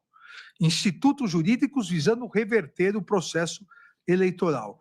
O ex-presidente da República respondeu que o documento estava em estudo e depois reportaria a evolução aos comandantes. E, a partir dessa recusa do então comandante do Exército, tentou o apoio do general Estevam Teófilo Gaspar de Oliveira, também denunciado em outro núcleo, que tinha o comando dos chamados kits pretos. Boa tarde, general. Só para atualizar o senhor, o que vai acontecendo é o seguinte, e aqui Mauro Cid conversando com Teófilo Gaspar de Oliveira. O presidente tem recebido várias pressões para tomar uma medida mais pesada, onde ele vai, obviamente, utilizar as forças, né? Mas ele sabe que ele ainda continua com aquela ideia da última reunião, mas a pressão que ele recebe é de todo mundo. E hoje, o que ele tem, hoje o que ele fez hoje de manhã, ele enxugou o decreto, né? Que é a minuta do golpe. Ele enxugou o decreto. Aqueles considerandos que o senhor viu, enxugou o decreto, fez um decreto muito mais resumido. Aqueles considerandos que o senhor viu. O senhor quem? General Teófilo Gaspar de Oliveira também tinha conhecimento da minuta do golpe. E é o que comentou que gostaria de falar com o general. Na verdade, ele quer conversar, porque se não for, se a força não incendiar, se não for, conversa entre Mauro Cid, apreendida, e Teófilo Gaspar, general. Porque se não for, se a força não incendiar, é o status quo. Mantém aí como que estava previsto, que estava sendo feito, que está sendo levado nas reuniões em consideração. Nessa mesma data, Jair Messias Bolsonaro fez sua primeira aparição pública desde o anúncio eleitoral, tendo afirmado aos seus apoiadores que as Forças Armadas apoiariam a tomada de providências. Em 14/12, o ex-ministro da Defesa, também denunciado, Paulo Sérgio, realizou reunião com o general Freire Gomes e o tenente brigadeiro Batista Júnior para apresentar a minuta de decreto do golpe, após ter sido ajustado. E, novamente, ambos se recusaram a aderir, tanto os comandantes do Exército, o general Freire Gomes, como o tenente brigadeiro Batista Júnior da Força Aérea. Ainda, a Procuradoria aponta a mensagem entre Mário Fernandes e Mauro Cid, revelando exatamente o assessoramento para a decretação do golpe, e aponta o planejamento de um gabinete institucional de gestão da crise. Havia até essa previsão do gabinete institucional da crise. Mário Fernandes, que é do outro núcleo denunciado, revela ao então comandante aqui do Planalto, general Dutra, que alguns caminhoneiros que conhecem o presidente queriam fazer contato para participar também do golpe, e diz Mário Fernandes que o presidente sempre dava esperanças que o plano golpista poderia ocorrer, e aqui eu descrevo essa conversa. Não há, então, dúvidas que a Procuradoria apontou elementos mais do que suficientes, indícios razoáveis e suficientes de autoria e justa causa para o recebimento da denúncia contra Jair Messias Bolsonaro. Da mesma forma, em relação a Mauro César Barbosa Cid, que fez a colaboração e que já confessou os fatos praticados. Então, aqui não há necessidade de nós passarmos muito tempo. Todos sabemos que a eventual aplicação do acordo de colaboração premiada somente será realizado, e na graduação a ser realizado, pela efetividade da colaboração. Ontem o ministro Luiz Fux destacou isso, a ministra Carmen também, o ministro Cristiano Zanin. Então, obviamente, a denúncia deve ser recebida, a confissão dos fatos, e durante a instrução penal veremos a efetividade e eficácia da denúncia a ser recebida. Aqui a sua defesa pede absorção de um dano em relação a outro, e eu afasto isso porque não é o momento desse momento de cognição para essa análise, como há inúmeros julgados do Supremo Tribunal Federal. A defesa, ela se defende dos fatos, e quem, no final dessa instrução processual, vai analisar os fatos, corresponde a quais delitos, será o Poder Judiciário. Paulo Sérgio, o penúltimo denunciado, Paulo Sérgio Nogueira de Oliveira,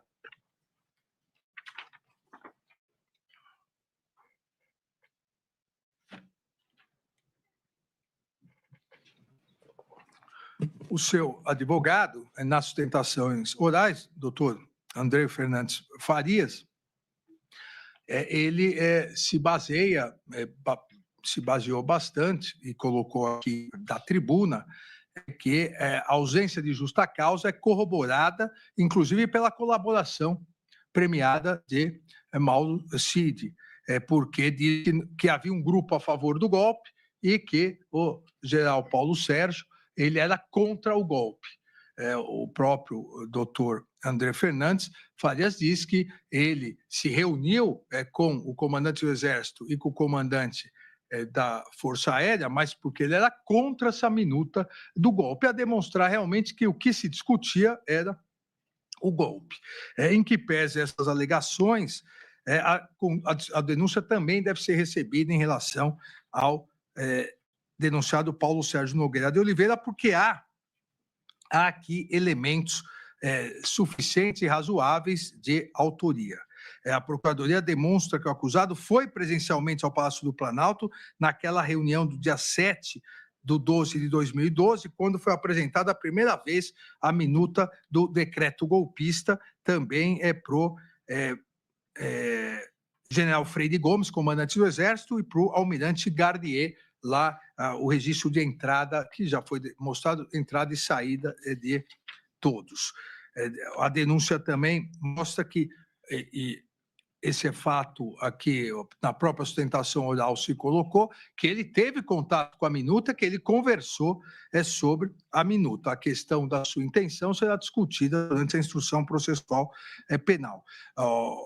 Há na denúncia a comprovação, a partir do depoimento do tenente brigadeiro Batista Júnior, à época comandante da Aeronáutica, que confirmou ter sido convocado pelo acusado Paulo Sérgio Nogueira de Oliveira, tendo ressaltado que o próprio acusado apresentou ao Freire Gomes e ao tenente brigadeiro Batista Júnior a nova minuta do decreto presidencial. Depois daquelas alterações que acabei de narrar a conversa entre o colaborador Mauro Cid e o general Teófilo. Após essas alterações que foram feitas, segundo o Mauro Cid, conversando com o Teófilo pelo próprio presidente, o general Paulo Sérgio chamou o comandante do Exército e o comandante da Força Aérea para lhe apresentar a minuta de decreto de golpe.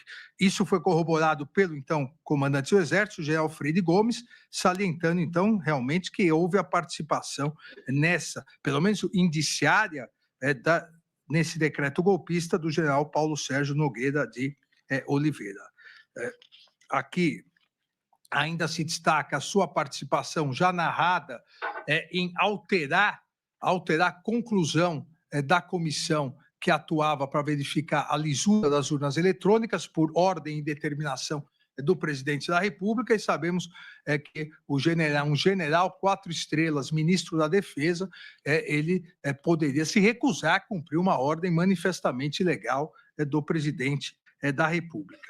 A acusação destaca ainda que essa nova minuta prevê a decretação do estado de defesa e a criação da Comissão de Regularidade Eleitoral com a finalidade de apurar a conformidade e legalidade do processo eleitoral. Seria uma comissão de regularidade eleitoral que substituiria o Tribunal Superior Eleitoral. Aqui eu narro o que foi apreendido, que é exatamente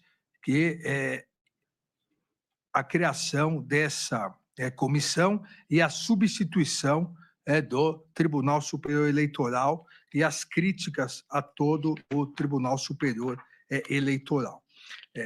Detalha ainda a Procuradoria que tanto Almir Garnier quanto o general Paulo Sérgio, assim, acabaram aderindo a essa comissão. Não há aqui elementos que afastem a justa causa para o recebimento da denúncia. Há elementos indiciados de justa causa para, nesse momento, sempre repito, de cognição mais restrita, o recebimento da denúncia. Por fim, o acusado Walter Souza Braga Neto.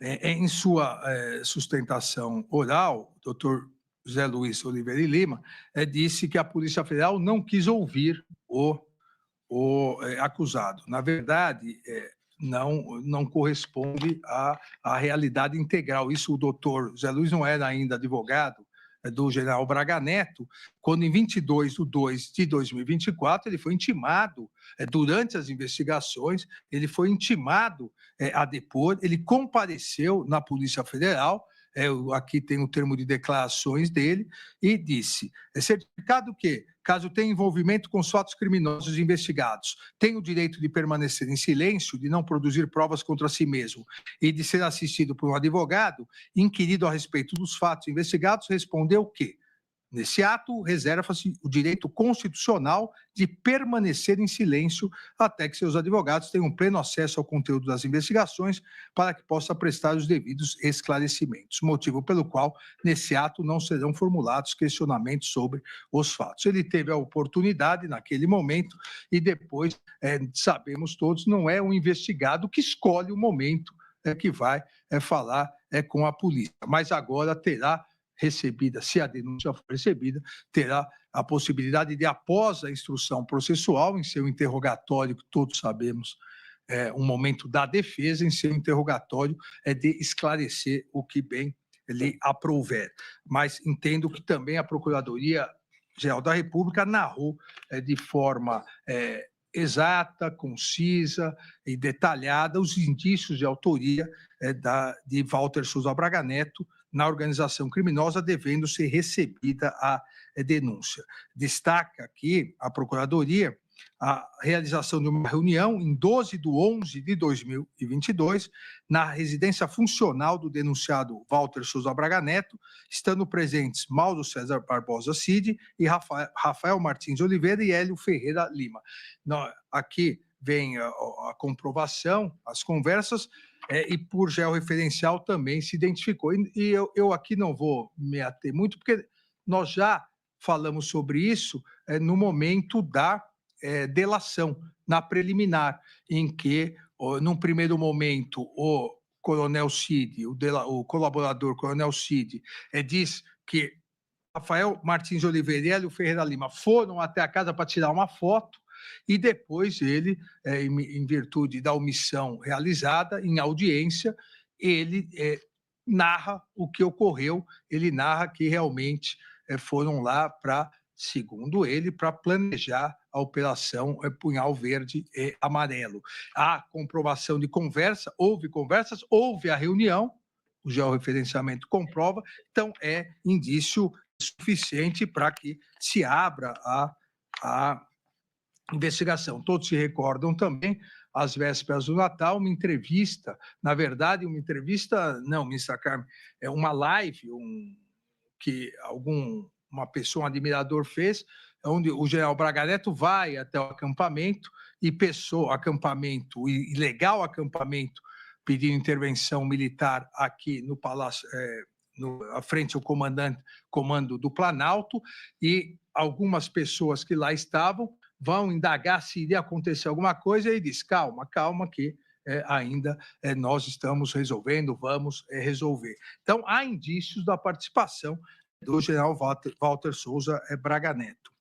A Procuradoria ainda aponta aqui, isso foi apreendido de forma autônoma também, nenhuma relação com a delação pela Procuradoria, foi apreendido que uma pessoa manda um currículo para Walter Souza Braga Neto e ele diz, e isso diz quase terminando o ano, dia 27 de dezembro de 2022.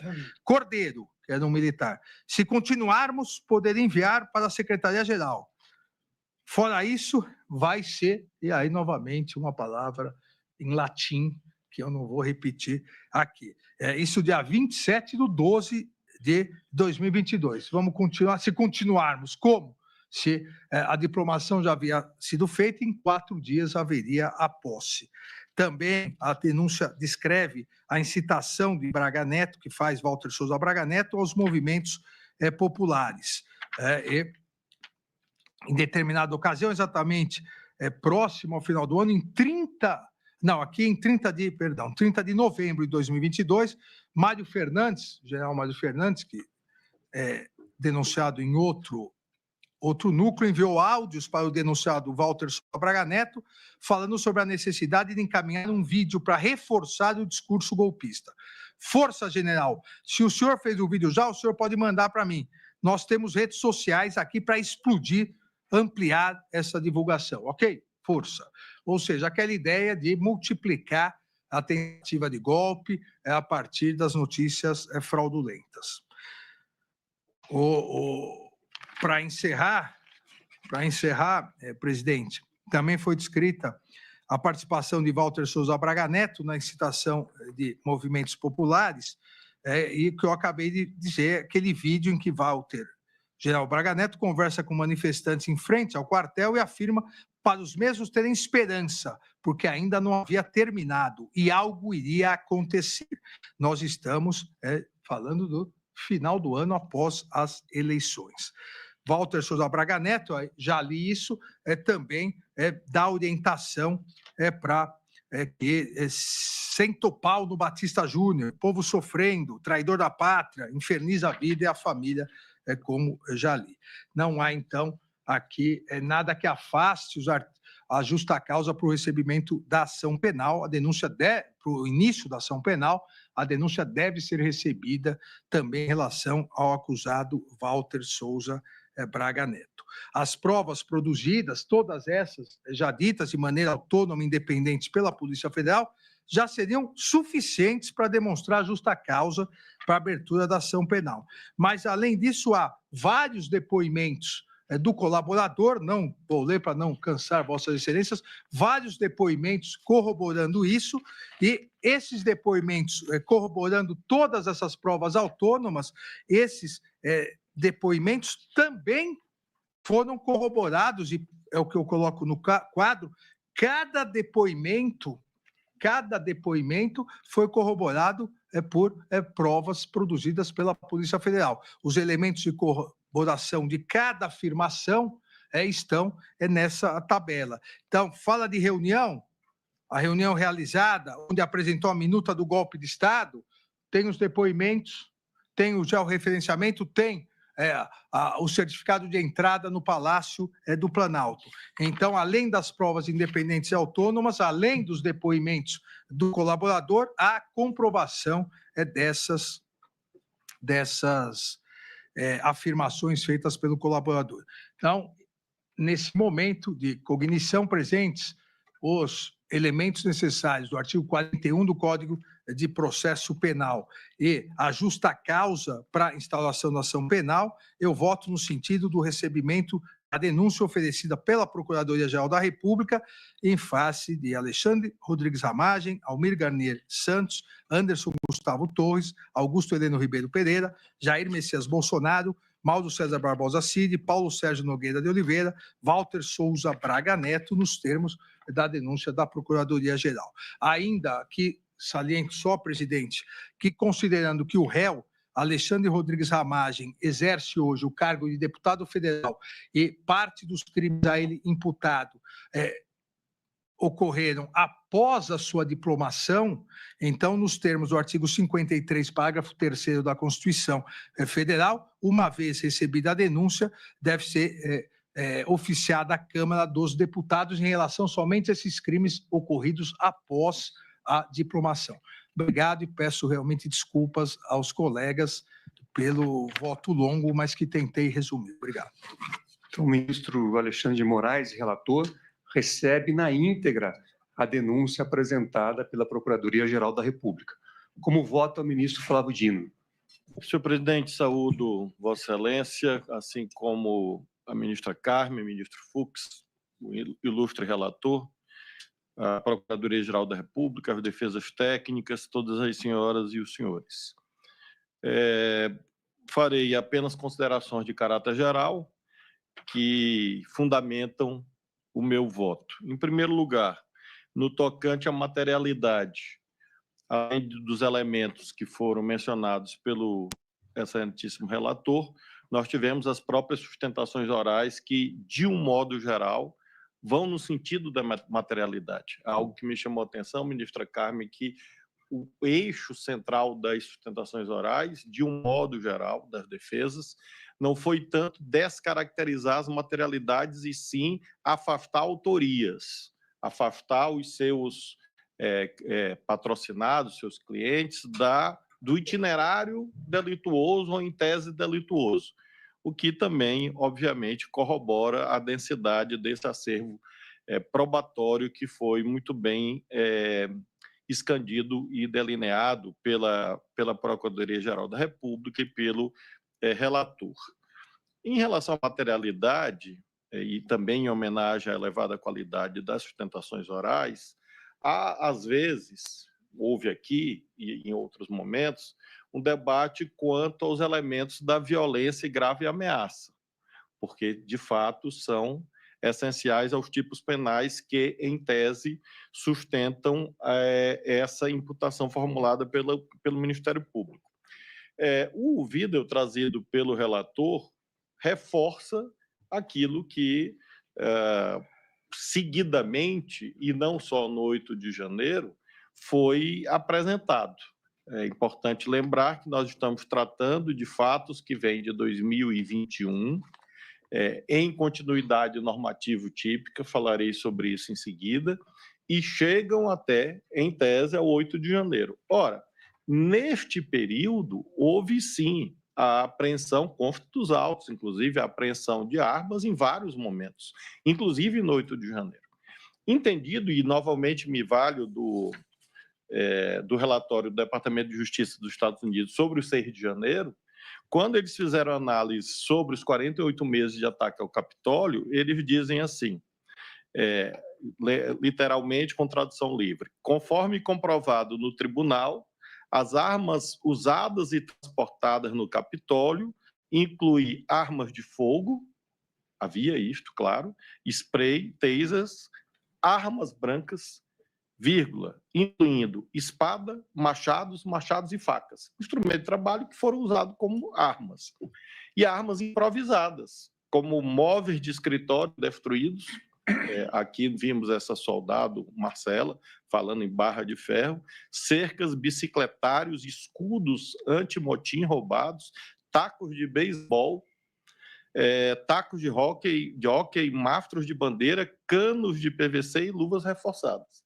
Então, é este conceito de arma que nós estamos tratando aqui, este conceito que esteve no 6 de janeiro, lá no Capitólio, e que, infelizmente, esteve presente em vários momentos, como lembrou, desde bombas, e é interessante que consta dos autos que este senhor da bomba, ou estes senhores da bomba no aeroporto, no dia 23 ou 24 de dezembro, menciona que obtiveram os materiais no acampamento do Exército, mostrando um liame, portanto, entre esses vários momentos que estão aludidos na denúncia.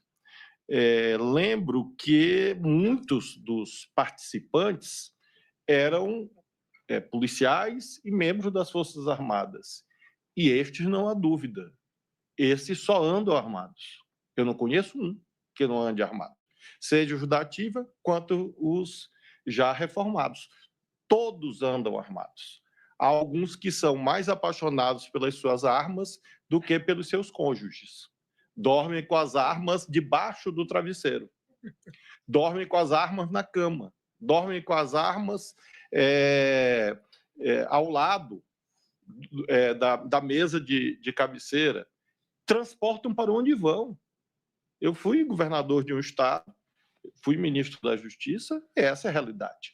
Então, se havia, como de fato havia, inequivocamente, num conjunto de atos, a presença de integrantes das forças policiais e das Forças Armadas, não há dúvida, estavam armados. Porque essa, da natureza da função, diria que mais do que um direito, é um dever. E houve, ministra Carmen, apreensão de armas, inclusive nos ônibus, consta também nos inquéritos policiais quanto ao chamado 8 de janeiro. A tipificação, portanto, do 359L e do 359M, em tese é possível. E não é uma novidade no direito brasileiro essa dupla tipificação. Ela vem de antes. Se nós lembrarmos a Lei de Segurança Nacional, em relação à qual há continuidade normativa típica, e esse é um detalhe importante na avaliação da materialidade e da viabilidade ou da justa causa, porque alguns dos fatos elencados antecedem a 14.197. E aí alguém poderia dizer, não havia tipicidade. Ocorre que havia uma tipificação quase igual, e eu tenho aqui uma referência doutrinária de um senhor chamado Michael Procópio. O senhor conhece, ministro Fux, esse cidadão? Me disseram que trabalha com o senhor. Ou Michael, né? Michael ou Michael, né? Porque lá no Maranhão tem um vereador que me apoia, preteritamente me apoiava, ele era conhecido como Michael